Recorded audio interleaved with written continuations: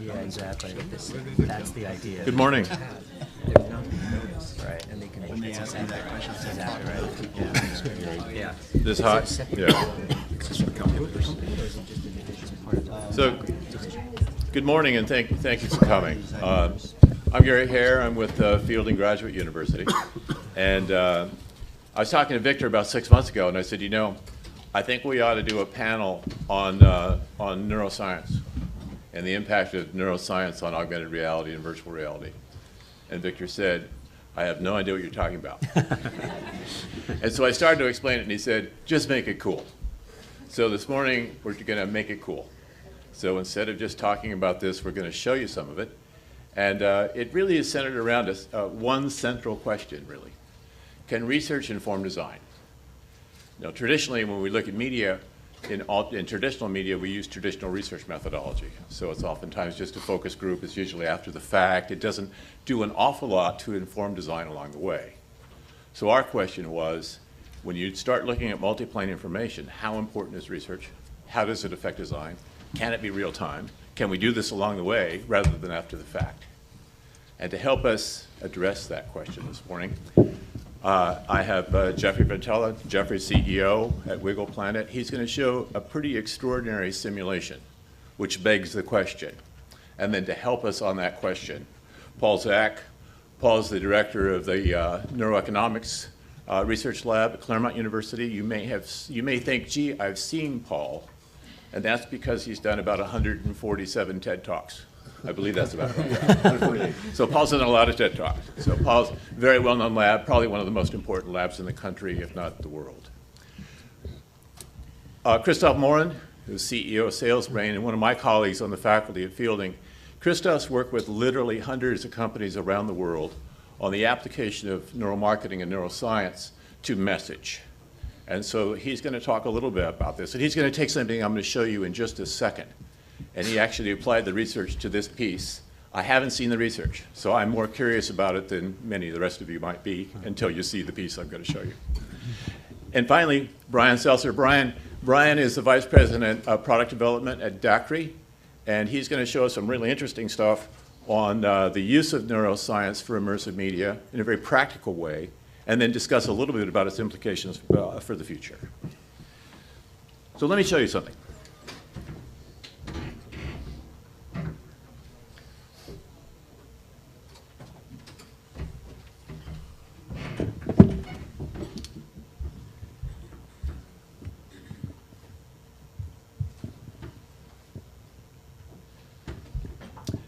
Several of us at Fielding got curious about whether or not augmented reality could be used in environments to enhance emotional impact. So we basically said if we wanted to go into a memorial, for example, what would we do to try and enhance its impact? I'm sorry, that's only half a drape. I tried that too. So we need to augment the drape. So this is the first public showing of this, and so it's a visualization of an augmented reality application that is focused on the Vietnam Memorial. Thank you.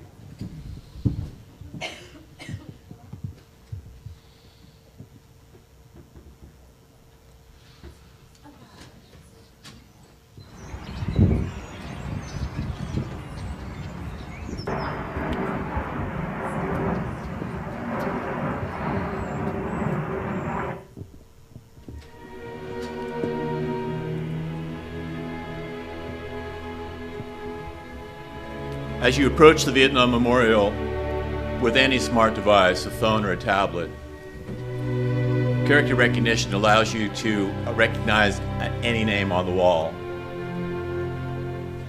The recognition of that name launches a 90-second video tribute produced by the fallen soldier's family. This is our first one.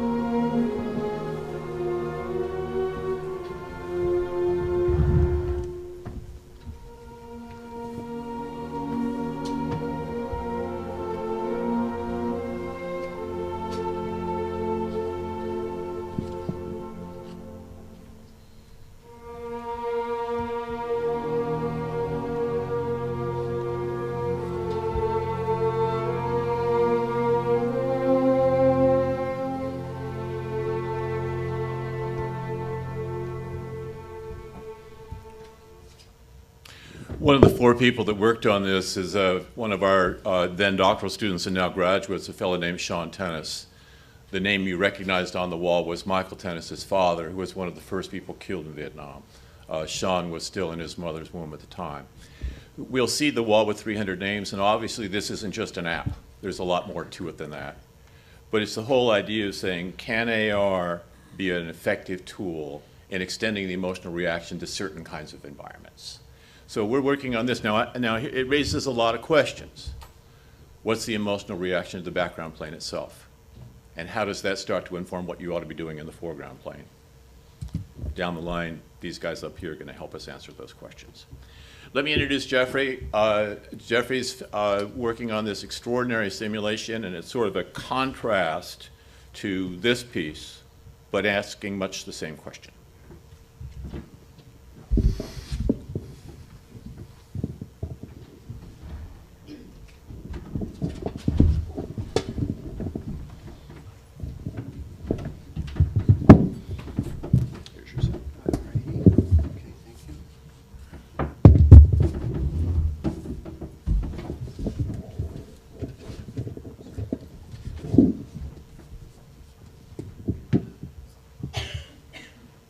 Okay, let's see if we can get all this technology working here.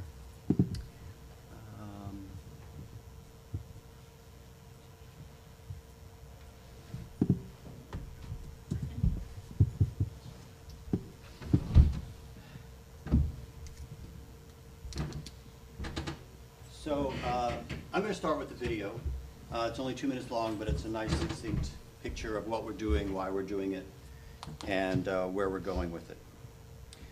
So audio is here. Let's make sure that's going to work. It's a view into another dimension. What was that? It's a self-animated character, or you can think of it as a self-animated Muppet. Look, Daddy, I made a flower graph. I think of them as little machines that have forces that are pushing them and pulling them in different ways, which is very different than traditional animation.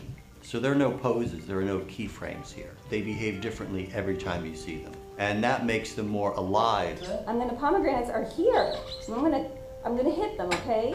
All right, watch me hit them. Oh, I'm sorry, Beck, I hit you instead. So she'll look at us while we're reading and she'll go, well, what do you think? You know, she'll have this body language like I know you're there and I know you're reading this book and would you hurry up and turn the page? Virtual reality is all about immersing yourself into another reality. And it's very much escapist for a lot of people. Augmented reality is about the real world with a layer on top of it. So by having these creatures out in the real world, it encourages kids to go out into nature. Really cool shapes, but they seem to get excited when... Oh man, I think I had two guys make an offspring, or a couple. If you've got two wiglets there, you can combine their genes to create a new wiglet. Once you've grown that wiglet, if you like that wiglet, you can drop it somewhere else in the world. So we become the agents, we, the owners of wiglets, become the agents of their evolution. With the genetic database of these creatures and their locations and their personalities and their histories, you could layer all kinds of games on top of that. But that one's yours, the purple flower. And this one. What I'm interested in is what is the content that we're engaging with? What is that virtual content that's overlaid on top of the natural world? That's what we're focusing on right now. The technology is going to change all the time. To get kids and adults alike engaged in the real world, in the locations in which they live, is important right now. Bringing us back into locality, which the internet took away from us. So that's a more playful version of this layering effect that Gary is talking about. Let me say a few things about these animated characters. They're not like animated characters that we would see in a film or on TV or even in a game. How's that? These characters are self-animated. They're born and live entirely in software. You can think of them as actors in a way, and they have a stage. And in this case, the stage is an augmented reality book. But that stage could be anything. It could be a t-shirt with an augmented reality marker on the shoulder, which allows your character to sit on your shoulder and to interact with you in many different ways. And if you add geolocation, think of the possibilities there. So you may be wondering, if these characters are self-animated, that means they're not animated by animators. So how are they created? They're created like you and me. Each Wiglet is created from two parents. So here we're seeing live this Wiglet. Oh, that's a scary one. I never know what's going to come out of these simulations, right? It's always a surprise. Let's try another one and see what happens if we mate again. So basically, these Wiglets are inheriting the genes of their two parents. We don't have internet right now, but what we're working on is an app that allows you to put these Wiglets out into the world and to create sort of gaming environments that are located in the real world, like I mentioned in the video.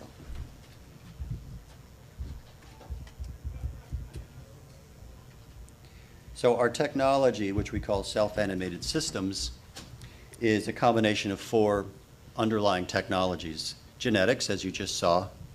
Physics, which is what allows these characters to move and flop around and respond to gravity and so on and so forth. AI, which is designed to continually grow and evolve over time as the database grows. And geolocation, as I just showed you.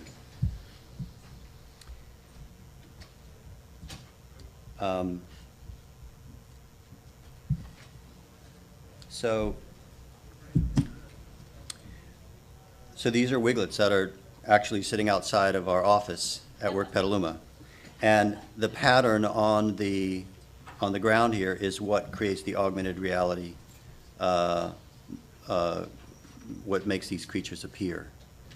But that pattern could be anything. And what we're focusing on is not shopping centers and malls and so on, but nature itself. The textures, the forms in nature. And that is perfectly aligned to what we're trying to do, which is to get children out into nature.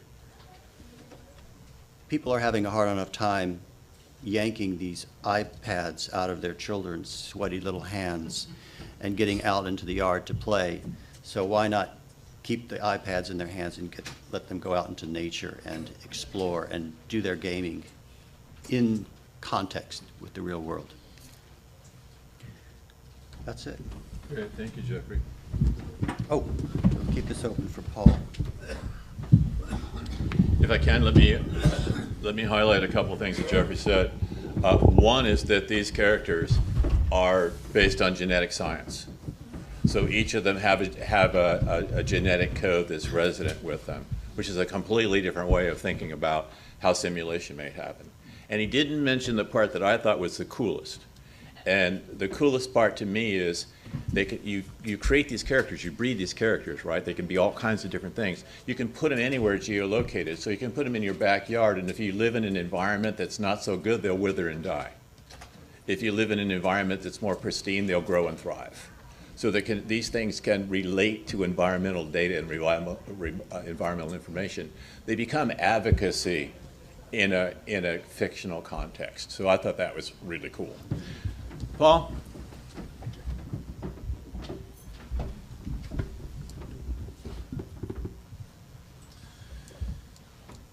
So if you went to the evening dinner last night, the talk focused on both new technologies in augmented reality and virtual reality, how to create markets for that, but also how storytelling will evolve in those arenas. You know, it's not clear from the storyteller's perspective how you curate a story when the person who's engaging with the story can choose how the story evolves, right? So now a lot of the storytelling techniques used by filmmakers, storytellers, are going to change radically.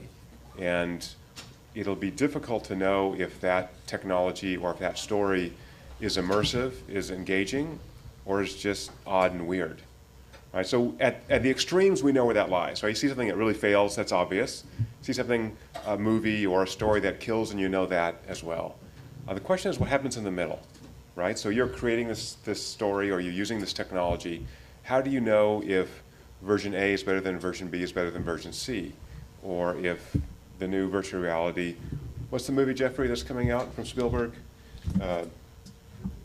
Oh, Ready Player One? Ready Player One, right. Is that going to be great in the virtual reality setting? Is it going to be as good in the 2D setting? We don't know. And so how do we determine that? My laboratory at Claremont Graduate University, as well as my consultant group, has been working for about 10 years on neuroscientific techniques to measure story immersion. And I'll give you a little brief tour and an example of some work that we've done that identifies how immersive a story is. In particular, how immersive a story is tells us how much impact that has on viewers after the story ends. So our original work looked at public service announcements and used neurologic measures to identify when that public service announcement would change your behavior. Don't drink and drive. Don't use drugs. Whatever things are, we can actually assess and predict with now very high accuracy, based on neurologic data, whether that message will change your behavior. Subsequently, we started doing work for the Evil Empire, also known as the Department of Defense, actually for very good reasons. The DoD realized that story is a very powerful tool that soldiers can use in warfighting situations rather than bullets. So that's a project we spent many years working on. I think it's a really noble endeavor to teach people how to tell a persuasive story that will allow individuals to choose to cooperate as opposed to being coerced to cooperate. So the goal was to really reduce conflict and violence.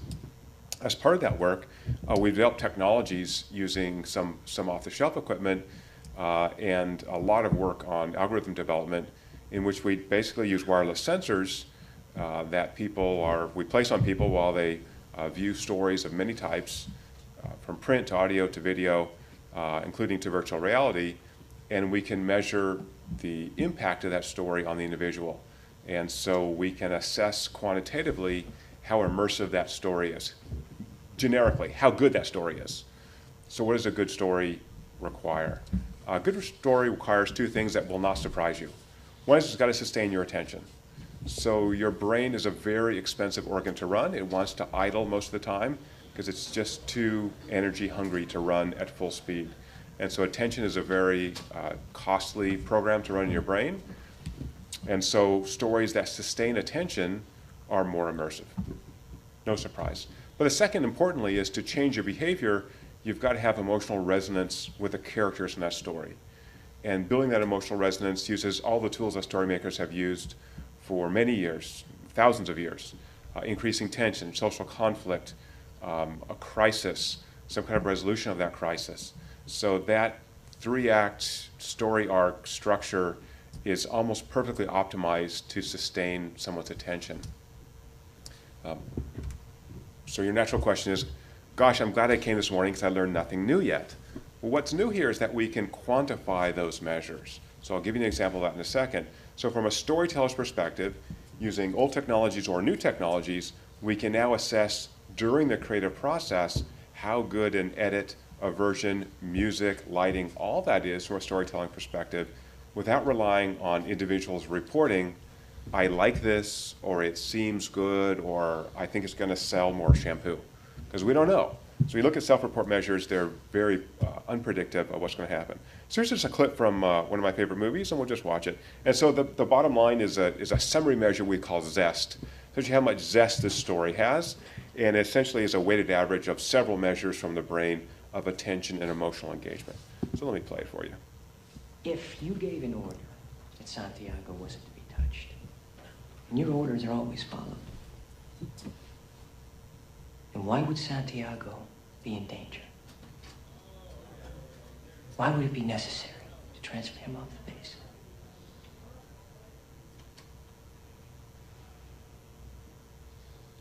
Santiago was a substandard Marine. He was being transferred. Not what you said. You said he was being transferred because he was in grave danger. That's correct. You said he was in danger. I said grave danger. You said, is there I any recall what I I said. can have the court reporter read back to you. I know what I said. I don't have to have it read back to me like I'm... Why the two orders? Colonel? Sometimes men take matters into their own hands. No, sir. You made it clear just a moment ago that your men never take matters in their own hands. Your men follow orders or people die. So Santiago shouldn't have been in any danger at all, should he have, Colonel? You snotty little bastard. Your Honor, I'd like to ask for a recess. I'd like an answer to the question, Judge. The court will wait for an answer. If Lieutenant Kendrick gave an order that Santiago wasn't to be touched, then why did he have to be transferred? Colonel, Lieutenant Kendrick ordered the code red, didn't he? Because that's what you told Lieutenant Kendrick to do. Object! And when it went bad, you cut these guys loose! Your Honor! You had Marcus inside a phony transfer! Your Honor! You doctored the logbook! Damn it, Captain! You coerced the doctor! Consider yourself in contempt. Colonel Jessup, did you order the code red? You don't have to answer that question. I'll answer the question. You want answers? I think I'm entitled to. You want answers? I want the truth! You can't handle the truth. Son, we live in a world that has walls, and those walls have to be guarded by men with guns. Who's gonna do it? You? You, Lieutenant Weinberg? I have a greater responsibility than you can possibly fathom. You weep for Santiago and you curse the Marines. You have that luxury. You have the luxury of not knowing what I know, that Santiago's death, while tragic, probably saved lives. And my existence, while grotesque and incomprehensible to you, saves lives. You don't want the truth because deep down in places you don't talk about at parties, you want me on that wall. You need me on that wall. We use words like honor, code, loyalty. We use these words as the backbone of a life spent defending something. You use them as a punchline. I have neither the time nor the inclination to explain myself to a man who rises and sleeps under the blanket of the very freedom that I provide and then questions the manner in which I provide it. I would rather you just said thank you and went on your way. Otherwise, I suggest you pick up a weapon and stand a post. Either way, I don't give a damn what you think you are entitled to. You ordered the code red. I did the job. Did you order the code red? You're goddamn right I did!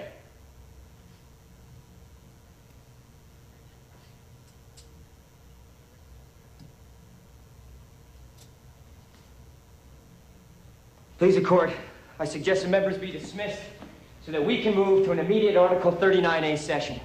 The witness has rights. Captain Ross. Jack?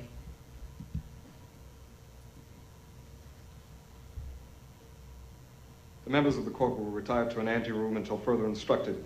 All rise. What the hell is this? Colonel, what's going on? I did my job, I do it again. I'm gonna get on a plane and go on back to my base. You're not going anywhere, Colonel. MPs, guard the Colonel. Yes, sir. Okay, so you should take home a couple of things with that. One is that this measure coming out of the brain, which we can actually pick up 1,000 times a second, picks up these emotional peaks in the story. It also tells us something that the brain loves, which is anticipation, right? You see that pause when the actor looks at the camera and says nothing. So powerful, right? So lastly, we're not in all the time. This is not a straight line, Freytag triangle, tension's always building. Your brain modulates. It's kind of a sine wave in and out, right? Because I'm hearing ambient noise, I'm hearing some background, something going on, movement, right? So the storyteller has to understand that I can't be in all the time. It's just too stressful to be just sucked in. Give me a little break, back up, do a wide shot, let the story develop. Again, build that anticipation. So all these things are going to be very important as we move into AR and VR because we're in a new world. We're in a new world in which there's a great amount of self-direction. So the last topic is who cares? Maybe from the movie watcher's perspective or from the advertiser's perspective, I want a more immersive story, but does it scale up into things like ticket sales? So we've been doing some studies recently using movie trailers, so from 30 seconds to 2-minute movie trailers, collecting neurologic data and using that to predict first week movie sales. And indeed, we can explain about a quarter of the variation in movie ticket sales from neurologic data alone, and these data are completely independent of any economic factors, who the director is, who the stars are, and including things like liking, which doesn't predict movie sales at all.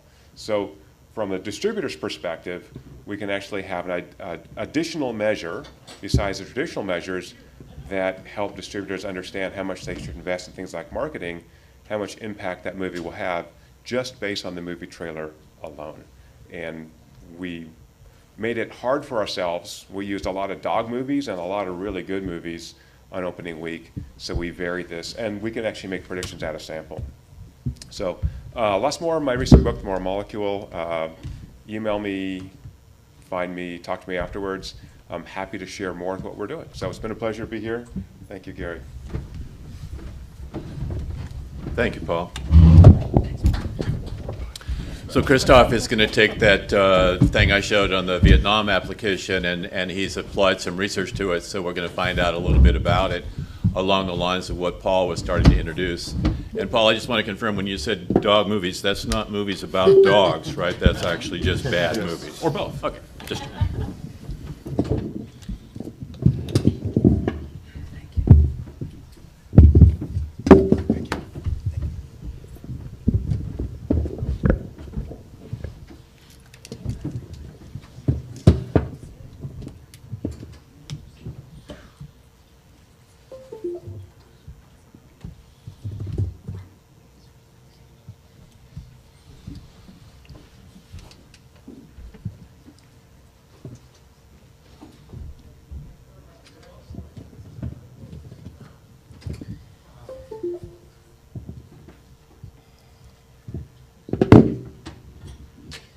Good morning, everybody.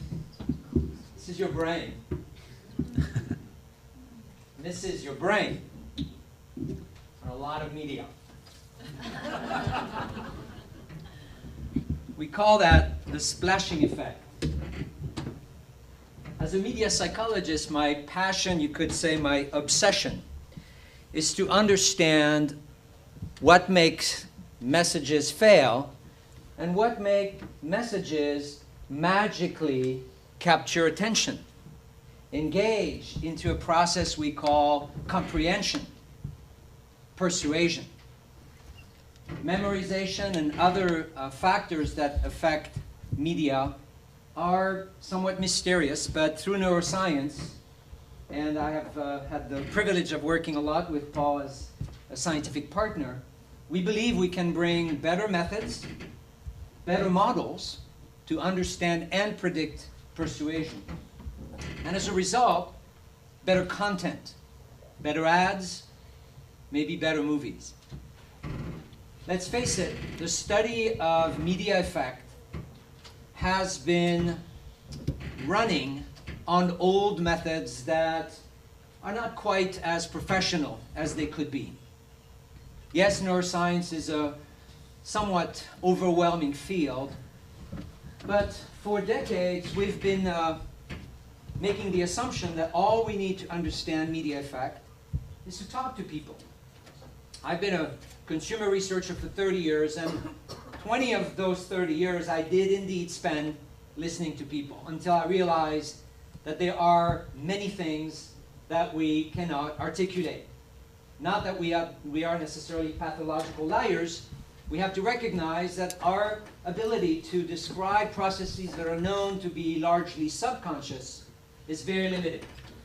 Understanding the brain has given us an opportunity to tap into information that is effectively providing neural correlates or brain-based measurements of what can make media successful or disastrous. So at SalesBrain, we specialize in a number of techniques. I'll go pretty fast. Some of them are giving us interesting qualitative directions, such as facial imaging, which now can be performed over the internet. And that's exactly what I did for this piece of media that Gary shared with you. We were able to survey about 70 people in less than 24 hours on this particular video. As long as they gave us the right to capture their camera, we're able to, through good technology, to model and calculate the degree to which those facial expressions are positive or negative. We do research involving, of course, eye tracking, which also can be now performed over the internet. You see, many of those techniques were quite expensive and awkward to execute, particularly requiring labs, but many now can be executed over the internet. I'll show you, in fact, on the movie, specifically both eye tracking data and facial imaging data. We also can use software that have been developed by a computational neuroscientist, which now know, based on the structure of an image, without knowing what the image is displaying effectively, which neurons in the back of our brain where the visual cortex is located, which neurons are going to activate based on color, based on motion, based on texture, contour. And those models are remarkably predictive of what true eye tracking would unveil. Now, a true eye tracking lab experiment can cost several thousands of dollars. Those softwares are both on fixed images and movie images, a few hundreds of dollars, just to make some pretty decent prediction. So here is the movie that Gary shared with you. And what we did on this is three things, and you'll see it in one slide. You'll see the predictive eye tracking, so computational, computational modeling of which areas of the video, which areas of the frames will potentially recruit the most attention. You'll see on the right side, actually true eye tracking performed on 70 people. We would tend to call this more top-down eye tracking rather than bottom-up eye tracking. And then you'll see the measurement of emotional valence. Specifically, you'll see sadness, you'll see joy, and you'll see surprise.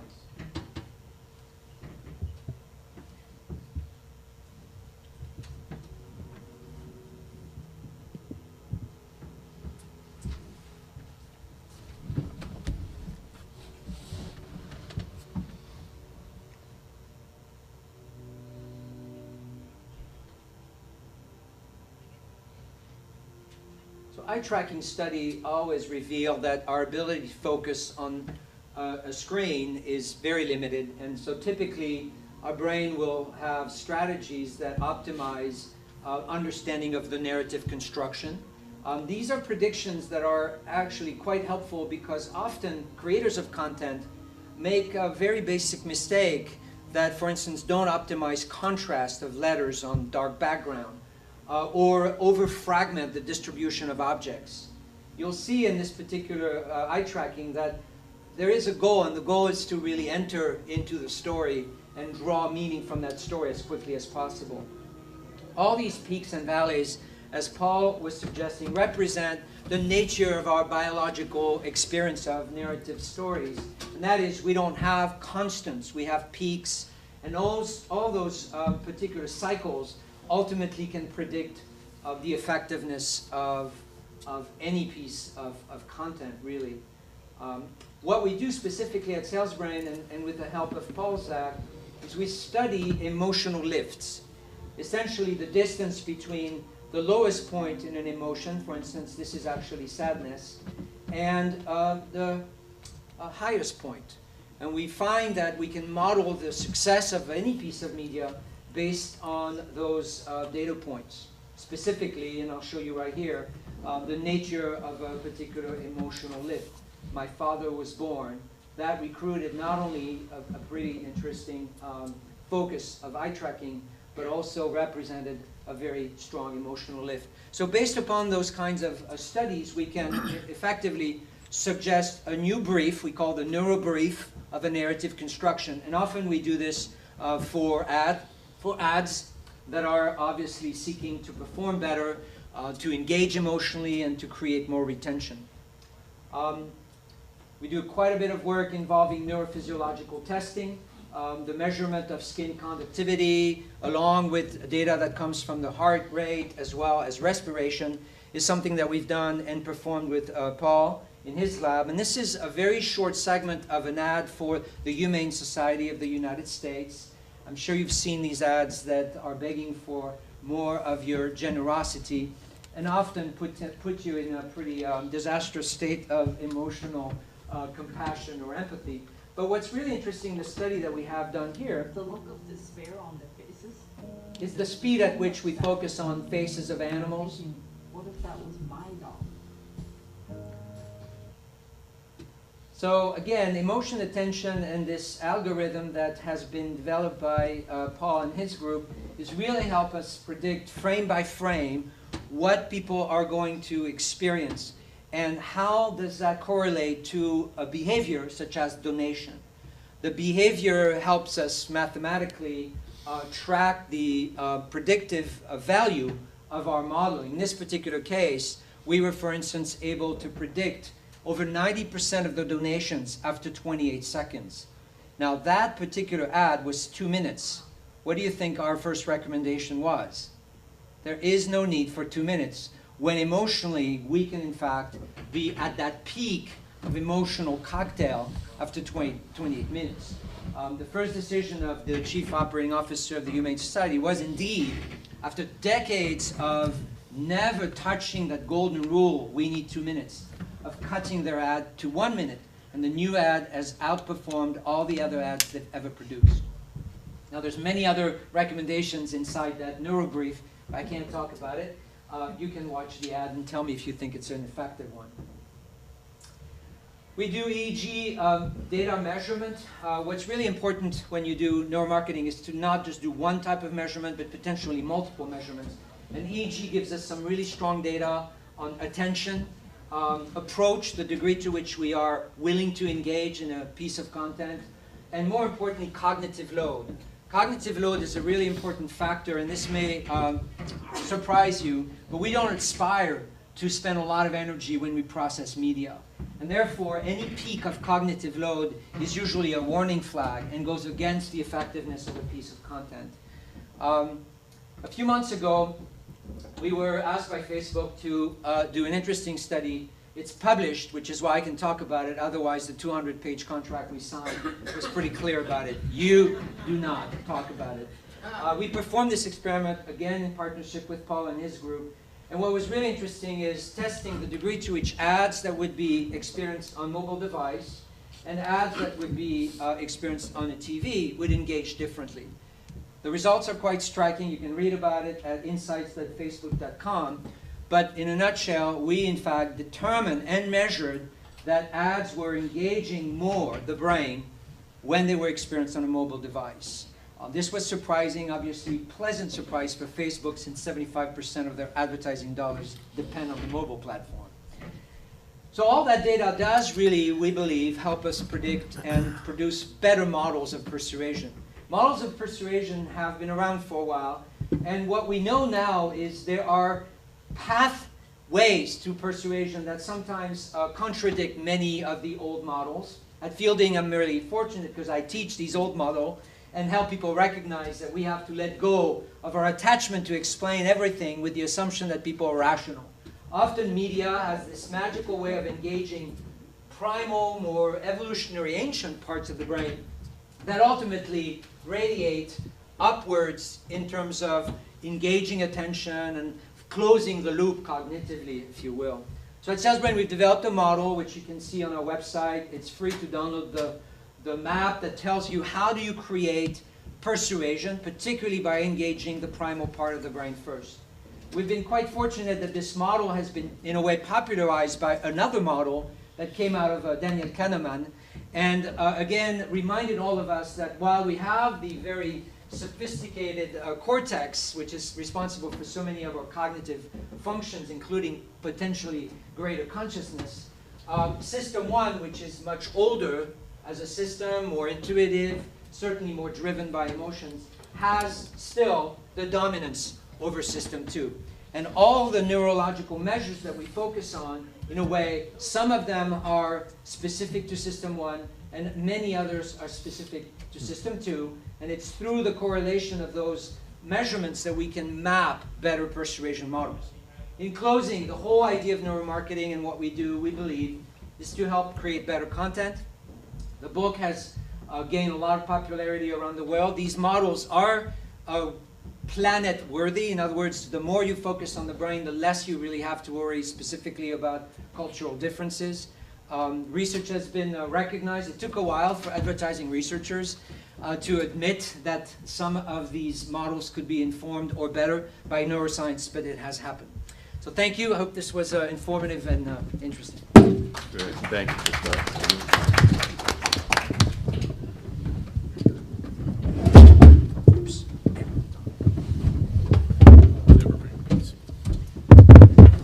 Thank you, Christoph. If you'd like to speak to Christoph, by the way, he's going to be at the fielding table from noon until 1 today. And you can see where I'd like to go with this is that using the tools that Paul and Christoph showed, I'd like to start to research both planes of information prior to making augmented reality applications. So that's where we're trying to go with it. So we better understand how these two planes are supposed to be married and work together. So, but now here's the hard part. So Brian is supposed to tell us where are we going with this, what are the implications for the future, and how do we turn it into products. And Brian, you have 10 minutes to pull that. Bring the slides up there? Yeah, you're good.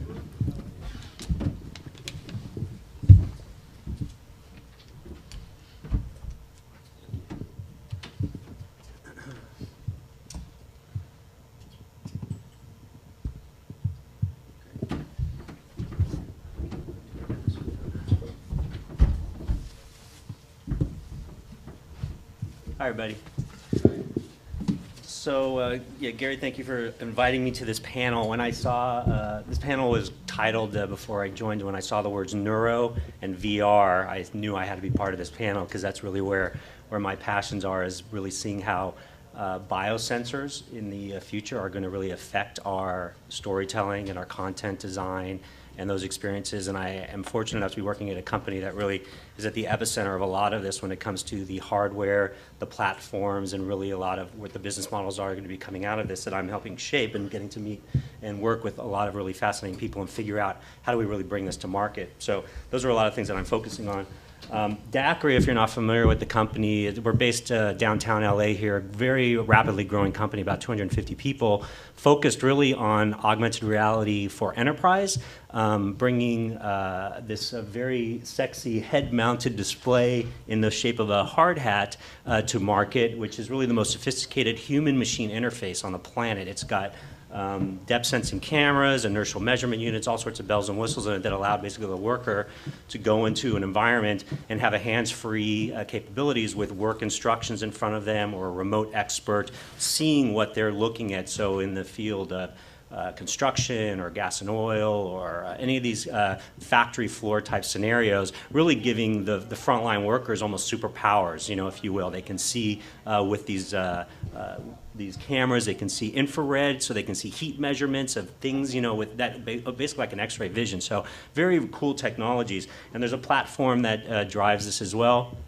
And DACRI also has AR Toolkit, which is an open source augmented reality platform, so really nurturing the development community around augmented reality too. So my background goes very deep into entertainment and augmented reality as well. So it's really exciting to be working at a company that has the hardware and the platform to really drive this industry. Taking a deeper dive into the helmet, one of the areas that we're looking at is worker safety, and this is where we're starting to introduce biosensors and the integration of biometrics into the equation, where you've got scenarios where is the worker dehydrated, overexposed to heat? Are they stressed out and, you know, they need to take a break? Is their heart rate too fast? You know, we've got accelerometers in there. Do they fall over? What's happening? So there's a lot of safety factors that can come with biosensors in a wearable device.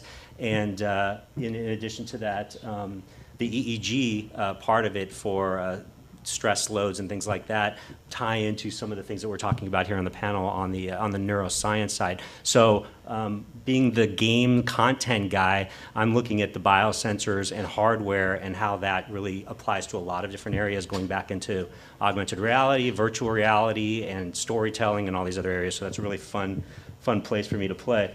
A little more background, so DACRI acquired a little Kickstarter company called Melon that created this cool little EEG device for consumers, basically. So it's just a headband that's got the electrodes here that you place on your forehead, and I don't think it's designed to fit for me yet, but you just kind of wear it like this, and then if I'm doing yoga or working out or whatever I want, I can actually have an app, and this is it's available on the App Store. You can get an app that will show you your brain activity, and you can start understanding patterns, whether you're meditating or you're working or you're hanging out with friends, and you can look at this data and you can start correlating, and then you start getting data that means something to you, and you can maybe start applying and saying, well, every time I do my deep breathing exercises or I get my 8 hours of sleep, I'm seeing a better pattern of recognition. So you can start adapting to that. So that's where sort of the EEG neuroscience is going on the consumer side.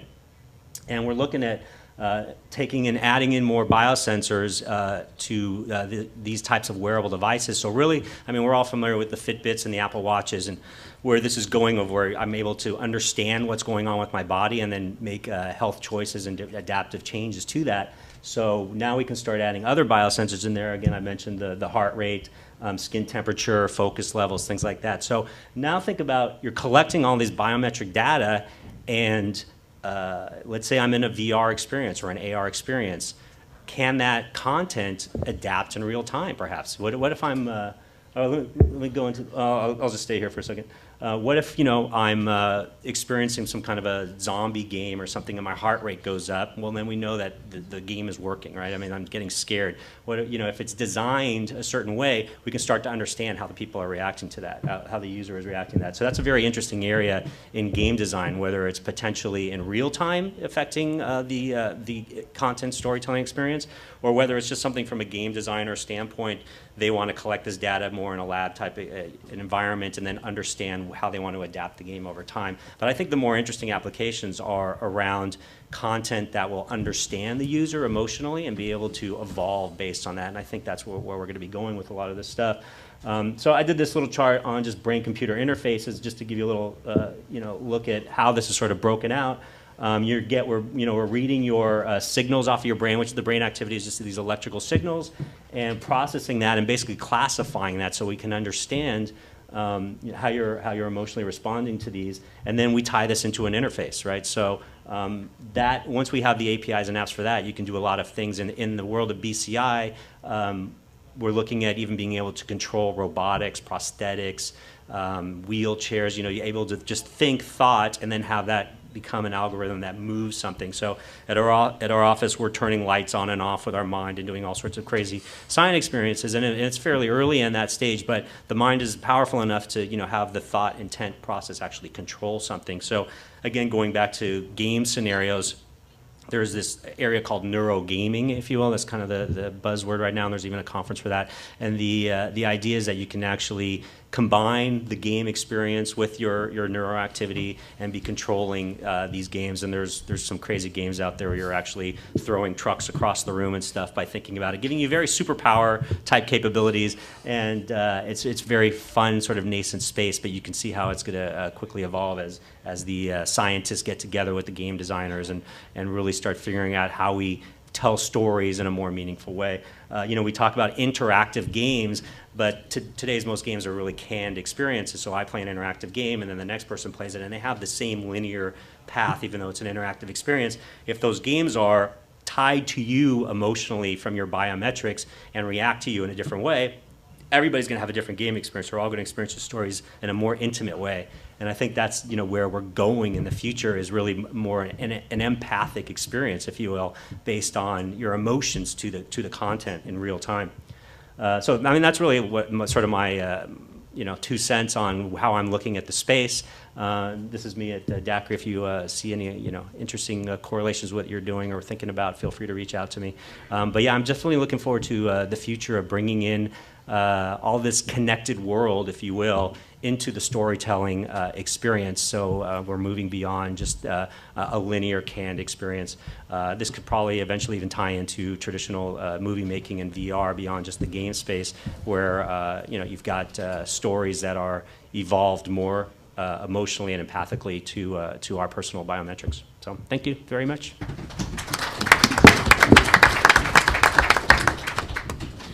Thank you, Brian. When you think about it, this is the first time in human history when we can actually put content in people's hands in real time. So the smart devices are quite extraordinary, but we don't understand yet what that means. And these guys are really helping us understand what it means. I spend a bit of time at the university teaching, And so I'm always really delighted when I look out and see people taking notes. Some of you have done really well today, by the way. So I thought I would open this to you for questions and comments to any of the panel of things that struck your interest. Yes? I'm curious, what was the ZEST score for the Tom Cruise movie? Do you have a baseline that you measure that against? We actually, thank you for the question. We actually, there's no overall human baseline on anything. So we actually benchmark every study we do. Yeah, Few Good Man actually works really, really well. So what we've been doing now is looking at movies where there's a director's cut, there's a theatrical release, and being able to quantify which one of those is better. And so we feel like we're the arbiter without any dog in the fight between sometimes the creatives and the studios. Like, you know, we think this will sell more tickets, and the creatives go, no, this is a better story. And so what we've shown is that when your brain is immersed deeply in the story, you will sell tickets. And the question is, who decides? So I think we try to be that objective measure person. Did you have a number for Few Good Men? Not off the top of my head, no. Sorry. They generally range from actually, in theory, it can go from negative infinity to plus infinity, but in practice, this generally runs from about 0 to 10. So it's a linear measure, so a 3 is half as good as a 6. And so from an advertising perspective, then we can actually rank these ads and also tell you, I think interestingly from the neuroscience, instead of doing a sort of normal kind of demographic targeting, we can tell you neurographically who really digs this movie, who digs this ad, and maybe it's, you know, women 45 and older with 2 kids with 100,000 income. I mean, it can be actually get very specific because we're just looking at how brains respond. So we get rid of that self-report filter. I'm trying to say things that are acceptable to me or to somebody else. On the aisle here. A question for Brian. Have you done any further work as far as interfacing that superhero capability with graphics and with Unreal Engine or any other engines? You know, taking that to the next step? Yeah, that's Brian, the can you repeat that? I don't Yeah, think sure. Talking about taking the BCI sort of model of neural inputs into graphics, right, into storytelling from a, so we're tying it to like a Unity or something like that. Yeah, that's next. We're looking at that and doing some early experimentation, but yeah, absolutely. Yeah. Way back in the back. As with any other technology, it's always in the hands of those that have it, that's the responsibility to use it for good or for bad. Where you are and what you're doing optimizes targeted information. When you build it up to scale, how do you avoid an arms race for attention, and how do you avoid, I'm using a metaphor, the high fructose corn neurons that would generate media obesity? Let me direct that to Christoph, because he's been doing some work not on obesity but on ethics and the whole issue of using a lot of these methods in terms of media ethics down the road. So Christoph. Thank you. Great question, and obviously, in fact, at the beginning of our work, we had to seriously address the ethical issue around building potentially better ways to manipulate. Now, advertising has been around for decades, and frankly, I look at what we do as an opportunity to, in fact, reveal or unveil attempts that are not terribly ethical. And part of what I wanted to do at the level of our industry, which has now over 2,000 members worldwide, is to publish and author a code of ethics. So if you go to our site, salesbrain.com, we have a very specific code of ethics that would, for instance, forbid doing research on minors and also call for responsibility in the kind of work that you do and who you do it for. Understanding, for instance, that also a lot of our work, and some of it is pro bono, goes towards public health messaging. I do volunteer, for instance, for the American Red Cross, and I believe that a lot of the work we do has that potential while having the risk that these methods or that data could be used for evil purposes. And I think that we have to monitor the users in a way and make sure that doesn't happen. But the calling for ethics is very strong in our industry, as it should be, I think, in any of these industries that we are here with. Just that one real quick, Gary, which, Yeah, go ahead, which Paul. is, I don't think there's going to be a race to the bottom in terms of every movie or AR or VR experience is extraordinarily emotional and I'm crying and laughing in the next second, because the brain doesn't like that actually. And so I think, one of the things we found is that storytelling that has multiple storylines is actually really attractive to the brain because it allows you to modulate both attention and emotion in a way that allows you to kind of get a break, have a little comic relief. And so a lot of the classic uses of storytelling are really consistent with the way the brain works. And so what I hope is that with neuroscience, we're going to get more creative stories, more engaging stories, more interesting stories. And I don't think it's all going to be, weeping constantly. Jeffrey, do you have a comment on that, on the whole issue of story and ethics? Because you're very much about kids media at the moment. Well, we're very interested in helping kids learn and giving them simulation type environments, which are great for learning, nonlinear systems, and so on and so forth. I think one of the things Jeffrey's doing is we don't have any models. When we talk about storytelling, we can go to all the conferences we want, but we have very few products that have been made that are models that lead the way. And so the more that we can lead the way, we can sort of skirt some of the ethical things. There will be bad uses, no question. So the question is, how many of us are going to be involved in that? Yes? Hi, Mike Brown. I just wanted to ask around advertising. So obviously the industry hasn't fully figured out how to embrace VR and AR from an advertising perspective. There's some models as to how you do it, you place objects, you build things on this. Can you guys talk a little bit about the potential kind of health risks of certain advertising models in an immersive experience as opposed to kind of video content that's consumed? If advertising models that are very immersive are shoved on the user too much, what are the health risks of that? So you're asking largely a VR question, right? Environment, do we have inherent risk in terms of how it might affect the individual? Is that what you're asking, Mike? Yeah, so one of the risks is that because the brain is this organ that's trying to save energy, if you see enough content enough times, it becomes a ground truth for you. And so the brain doesn't differentiate between a flickering image on a movie screen and what's happening in the real world. It's just information.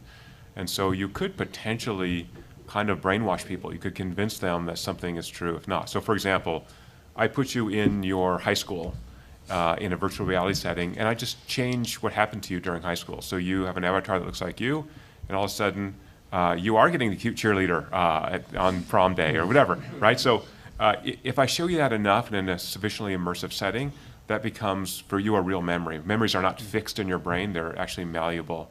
And so there is a worry there. So I think we've got to actually very carefully think about how much exposure we're showing people as the technology gets bigger, better, and the flicker starts to go away and becomes kind of a real thing to you. Maybe the virtual world is so much better than the real world that all the kids just want to spend their time in that virtual world. So I don't know. I think the work Jeffrey's doing, and I think the work that I just lost your name. Brian's doing. Sorry.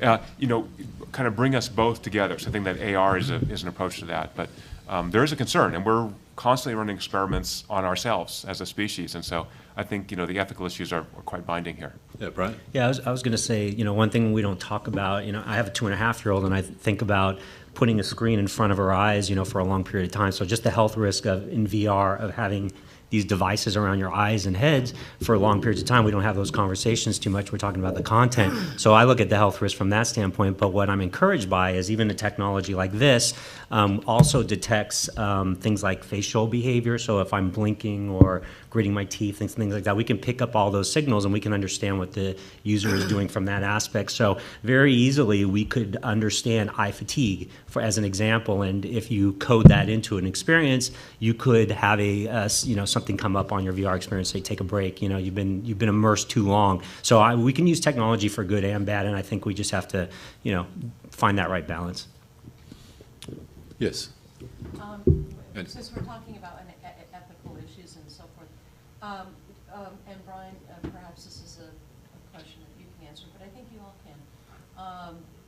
The technologies that you guys are introducing and talking about here, and probably a lot of people in the room already know this stuff, I'm kind of new to it, but I'm really into quality of life issues, and I'm wondering if these practices and technologies can be used for improving the life of an autistic child or Alzheimer's patient. Absolutely, yeah. You know, I'm looking beyond the advertising and the marketing. That's great. And actually Yeah. Let me repeat your question so other people can hear. So looking beyond some of the story applications and the like, are there things that we can apply to very real health issues, issues of autism, other issues like that, where this technology can make a contribution toward some positive outcome? Yeah, and so the quick answer for me is absolutely, and I think because we're seeing now an interesting convergence now of health-related devices, biometric wearable type devices that are tied to body physicality, and that are used in the monitoring of patients in health scenarios and are used for wellness. And now we're here at a content conference talking about entertainment, and there is a blending happening, probably not. Definitely is, and there's clearly a lot of interesting work that's going on in VR when it comes to patient rehabilitation. There's some companies that are doing stuff around just pain, and being able to monitor, alleviate pain through VR, to do rehabilitation type stuff. Having these sensors tied into that equation would make it much more quantifiable, so you could actually validate some of that stuff. And I would love to see more of the creative forces that are creating, the next zombie movie, actually putting it to, doing stuff like that as well. And I know that, some of the projects that I'm incubating are around more of a health angle to it. So yeah, I think absolutely there's great potential there. I think we'll see a renaissance there, actually. Yeah. I inadvertently got in the middle of the marketing food fight between Magic Leap and Oculus Rift, where one CEO was accusing the other of causing brain damage. And so I realized I was either above or below my element, I'm not sure which. But my argument is take it to the lab. So if we're really interested in how these technologies can affect autistic kids, for example, take it to the lab. So Paul, Christoph can figure out ways to answer some of these questions for us, and we need those answers. We should say your tax money is funding some of this work now. We've been funded by the National Institutes of Health to look at particular applications for older people who are more homebound, not in the VR world so far, but looking at the pathways, tracing out those pathways in the brain so that we can create more fulfilling social experiences, which extends life and improves health. So yeah, there is money going to this. Thank you. Christy. Okay, I know that AR is used in treating veterans with PTSD, but have any of you personally worked with creating new memories for trauma survivors outside of veterans? Or let's ask the question, let's make it broader. So have we either worked on that or know about people working on it? So to what extent can this technology positively impact trauma survivors, for example? I mean, God knows we're creating thousands of potential customers in the military continually these days. And so there's a large group at USC called the Institute for Creative Technologies that's been doing this for, 10 years at least, actually using VR as well as sound and smell. Yeah, very interesting group. So ICT, if you just Google them, you'll pick it up.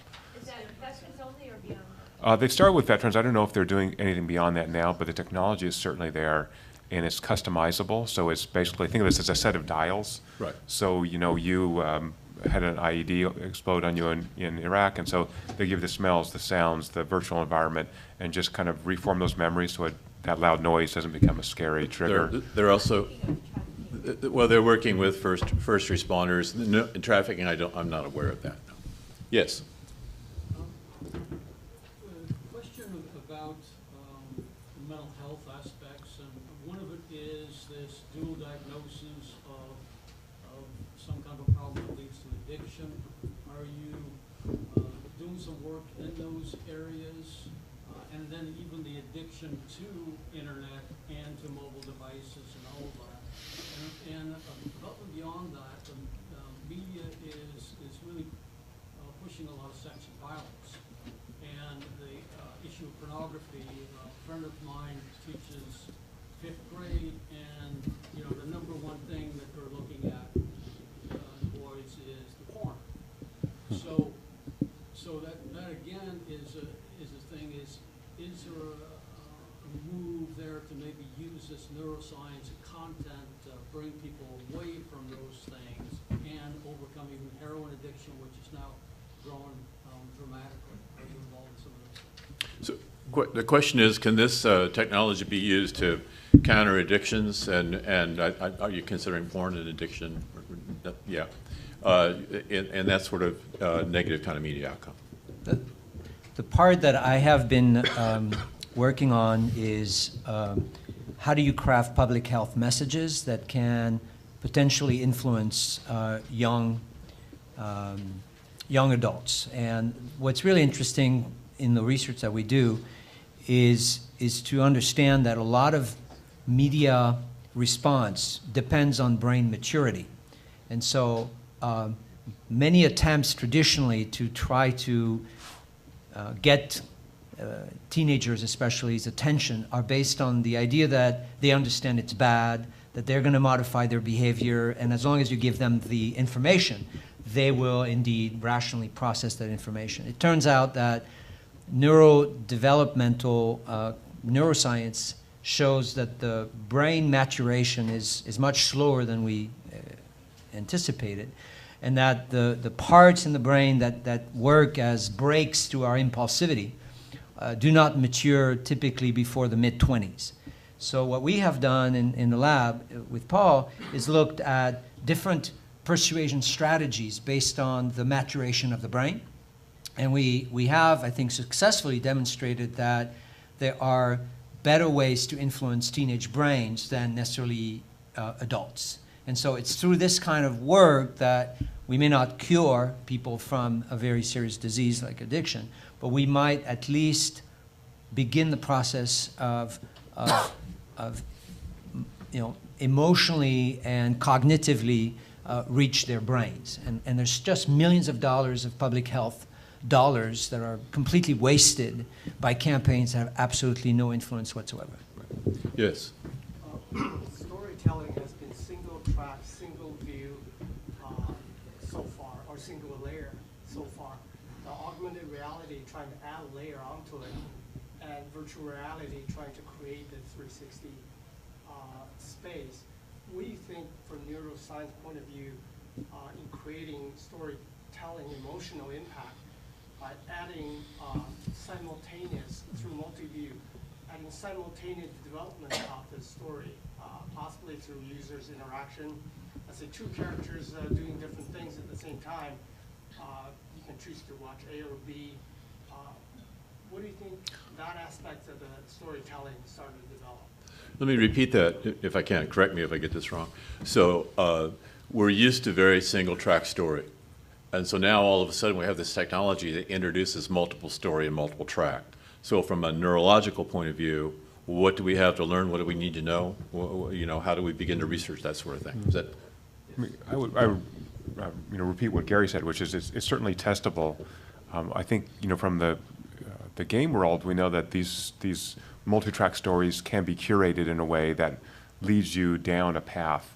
That path may have branches for different users, but there's still a storytelling aspect. So I think the video game industry has really shown how to do this.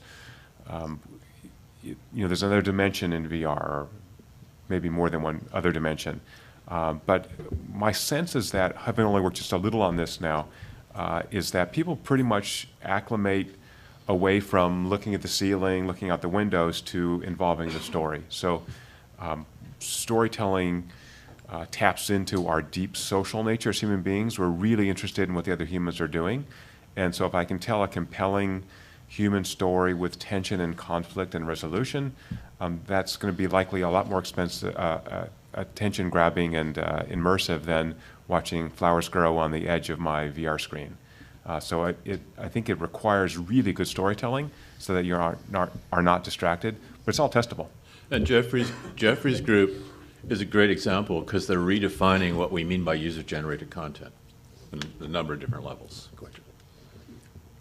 I've worked in one of the first game companies I worked in was Rocket Science Games, and we were doing what we called Sillywood, Silicon Valley meets Hollywood. and it was a very strange collision of linear meets nonlinear, and there was a lot of difficult problems to solve. I came in right when rocket science went from being in the Wired list on Wired magazine to the Tired list, where they decided that we have to go into the simulation direction because their movie-based games just wasn't working. Which doesn't mean that it isn't working now. I think there are game companies, I think somebody mentioned Valve, there's some game companies that are doing a pretty good job at combining the linear with the interactive and immersive. But it's a really interesting problem, and last night there was some wonderful shouting matches about this collision of ideologies, about linear media and nonlinear simulation-based interactive immersive. And sometimes I just think, I don't think they're ever going to be reconciled sometimes. Well, which I'm probably wrong, because I think there will be new genres that are currently being formulated right now. Before we get tossed out of here, please join me in thanking Brian Seltzer from Dockery. Thank you. Christoph Morin, Paul Zach, Jeffrey Ventala. Thank you very much for coming.